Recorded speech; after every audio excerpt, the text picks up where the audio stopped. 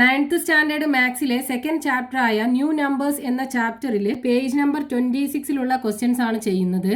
Question number 3, calculate the area of the square and the length of it sides in each of the pictures below. ഇവിടെ തന്നിട്ടുള്ള ഈ ഓരോ പിക്ചറിലും ഈ സ്ക്വയറുകളുടെ side ലെങ്ത്തും ഏരിയയും ആണ് കണ്ടുപിടിക്കേണ്ടത്.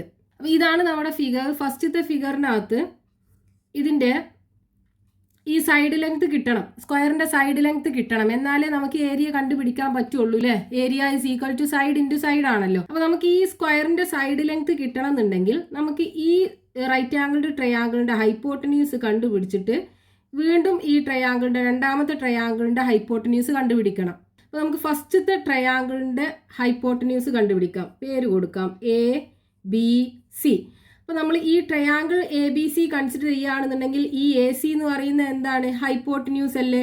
So AC is equal to എന്താണ്? Hypotenuse is equal to square root of perpendicular സൈഡുകളുടെ സ്ക്വയറുകളുടെ സം ആണല്ലോ. സോ AB സ്ക്വയർ പ്ലസ്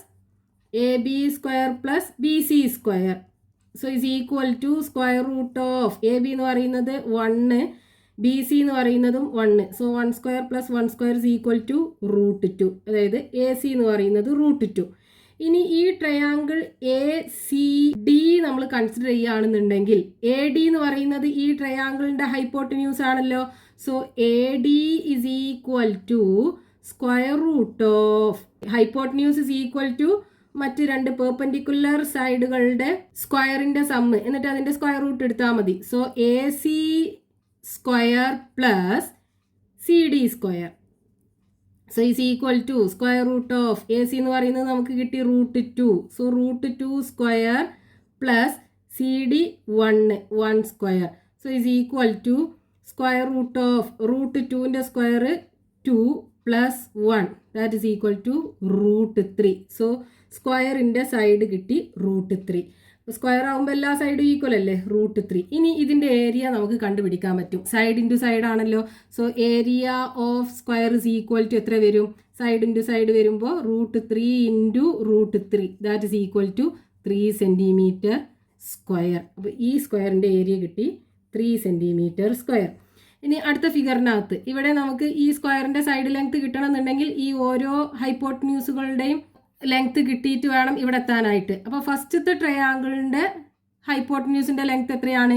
ഇവിടെ നമ്മൾ കണ്ടല്ലോ 1 1 ആണെന്നുണ്ടെങ്കിൽ ഹൈപ്പോട്ടന്യൂസ് √2 നമ്മൾ ഓൾറെഡി ചെയ്തിട്ടുണ്ട് ഇവിടെ √2.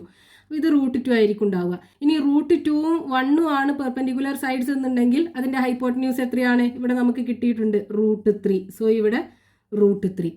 ഇനി √3ഉം 1ഉം ആണ് പെർപെൻഡിക്കുലർ സൈഡ്സ് എന്നുണ്ടെങ്കിൽ ഹൈപ്പോട്ടന്യൂസ് അത് നമുക്ക് കണ്ടുപിടിക്കണം. അപ്പോൾ നമുക്കിവിടെ പേര് കൊടുക്കാം ABC. അപ്പോൾ ഈ ട്രയാങ്കിൾ ABCക്കകത്ത് AC എന്ന് പറയുന്നതാണല്ലോ hypotenuse. AC is equal to square root of മറ്റ് രണ്ട് പെർപെൻഡിക്കുലർ സൈഡുകളുടെ സ്ക്വയറിൻ്റെ sum AB square plus BC square so that's equal to square root of AB എത്രയാണ്? √3 സ്ക്വയർ പ്ലസ് BC എന്ന് പറയുന്നത് 1 square so is equal to square root of √3ൻ്റെ square 3 plus 1ൻ്റെ square 1 is equal to √4 that is equal to 2. √4ൻ്റെ value 2. അപ്പോൾ ഇവിടുത്തെ side length എത്രയാണ് വരിക? 2. ഈ സ്ക്വയറിൻ്റെ സൈഡ് ലെങ്ത് കിട്ടി 2 സെൻറ്റിമീറ്റർ. ഇനി നമുക്ക് ഏരിയ കണ്ടുപിടിക്കാമല്ലോ. So area is equal to side into side that is 2 into 2 that is equal to 4 centimetre square. രണ്ടാമത്തെ സ്ക്വയറിൻ്റെ ഏരിയ 2 സെൻറ്റിമീറ്റർ സ്ക്വയർ കിട്ടി. ഇനി മൂന്നാമത്തെ ഈ സ്ക്വയറിൻ്റെ ഏരിയ കണ്ടുപിടിക്കണം. അതിന് നമുക്ക് എന്ത് ചെയ്യണം? ഇവിടെ ഓരോ ഹൈപ്പോട്ടന്യൂസും കണ്ടുപിടിച്ചിട്ട് വേണം സ്ക്വയറിൻ്റെ സൈഡിലേക്ക് എത്താനായിട്ട്. അപ്പോൾ 1ഉം 1ഉം ആണെന്നുണ്ടെങ്കിൽ ഇവിടെ നമ്മൾ ചെയ്തിട്ടുണ്ട് √2 ആണ് ഹൈപ്പോട്ടന്യൂസ് വരിക. ഇനി √2ഉം 1ഉം ആണെന്നുണ്ടെങ്കിൽ ഹൈപ്പോട്ടന്യൂസ് √3. ദെൻ √3ഉം 1ഉം ആണെന്നുണ്ടെങ്കിൽ ഹൈപ്പോട്ടന്യൂസ് 2. ഇനി ഇവിടെ നമുക്ക് കണ്ടുപിടിക്കണം ഈ ഹൈപ്പോട്ടന്യൂസ്. നമുക്ക് പേര് കൊടുക്കാം ABC. ഇനി ഈ ട്രയാങ്കിൾ ABCക്കകത്ത് AC എന്ന് പറയുന്നത് എന്താണ്? AC is equal to square root of മറ്റ് രണ്ട് പെർപെൻഡിക്കുലർ സൈഡുകളുടെയും സ്ക്വയറിൻ്റെ സമ്മാണല്ലോ. So AB square plus BC square so that is equal to AB എത്രയാണ്? AB is equal to 2 ആണ്. 2 സ്ക്വയർ പ്ലസ് BC 1 ആണ്. 1 square that is equal to square root of 2 square is 4 plus 1 that is equal to √5. ഇനി area കണ്ടുപിടിക്കാലോ, side length കിട്ടി √5, ഇവിടെയും √5 centimetre. ഇനി area is equal to side into side, അതായത് √5 into √5 that is equal to 5 centimetre square. So ഈ സ്ക്വയറിൻ്റെ area 5 centimetre square. Next question, page number 26, question number 4. Find 3 fractions greater than √2 and less than √3.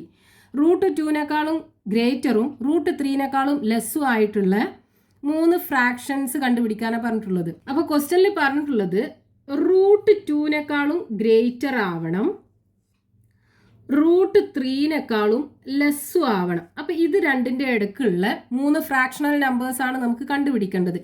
അപ്പോൾ √2ൻ്റെ value എന്താണ്?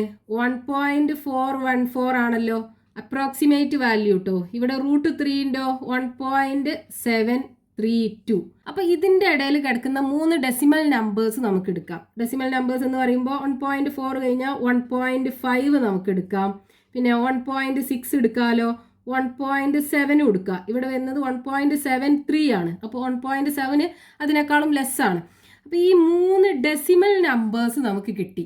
Okay, ഇത് രണ്ടിൻ്റെയും ഇടയിൽ വരുന്ന value ആണ് ഈ 1.5ഉം 1.6ഉം 1.7ഉം. പക്ഷെ നമുക്ക് വേണ്ടത് ഡെസിമൽ അല്ല വേണ്ടത്, നമുക്ക് ഫ്രാക്ഷനാണ് വേണ്ടത്. ഇനി ഇതിനെ നമുക്ക് ഫ്രാക്ഷണൽ ഫോമുക്ക് മാറ്റിയാൽ മതിയല്ലോ. അപ്പോൾ 1.5നെ നമുക്ക് എങ്ങനെ മാറ്റാം?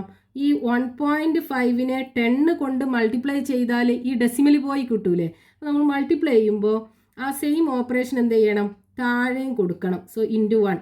1.5നെ നമുക്ക് 1.5/1 എന്ന് എഴുതാം. അപ്പോൾ ഇവിടെ നമുക്ക് 10 കൊണ്ട് ഡിവൈഡ് ചെയ്യും വേണം, മൾട്ടിപ്ലൈ ചെയ്യും വേണം.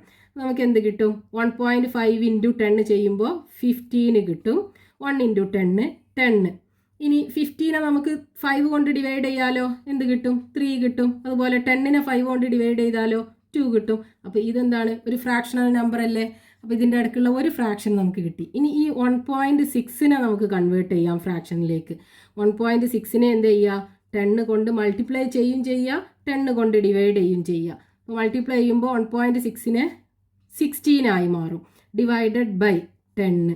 ഇനി രണ്ടും നമുക്ക് 2 കൊണ്ട് ഡിവൈഡ് ചെയ്യാലോ. 16നെ 2 കൊണ്ട് ഡിവൈഡ് ചെയ്താൽ 8 കിട്ടും, 10നെ 2 കൊണ്ട് ഡിവൈഡ് ചെയ്താൽ 5 കിട്ടും. ഇനി നമുക്ക് ക്യാൻസൽ ചെയ്യാൻ പറ്റില്ല. അപ്പോൾ ഇതൊരു ഫ്രാക്ഷണൽ നമ്പറാണ്. ഇനി 1.7നെ കൺവേർട്ട് ചെയ്യാം. അതുപോലെ തന്നെ 1.7 ഇൻറ്റു 10 ചെയ്യുക, 10 കൊണ്ട് ഡിവൈഡ് ചെയ്യും ചെയ്യുക. So 1.7 into 10 17 divided by 10. ഇവിടെ 17 എന്ന് പറയുന്നത് ഒരു പ്രൈം നമ്പറാണ്, ഏത് കൊണ്ടും ഡിവൈഡ് ചെയ്യാൻ പറ്റില്ല. അപ്പോൾ നമുക്കിത് കോമൺ ആയിട്ട് ക്യാൻസൽ ചെയ്യാൻ പറ്റുന്നതൊന്നുമില്ല. അപ്പോൾ 17/10 തന്നെ ആക്കിയിട്ട് എഴുതാൻ പറ്റുള്ളൂ ആ ഫ്രാക്ഷനെ. നമുക്ക് 3 ഫ്രാക്ഷണൽ നമ്പേഴ്സ് കിട്ടി ഇൻ ബിറ്റ്വീൻ √2 ആൻഡ് √3.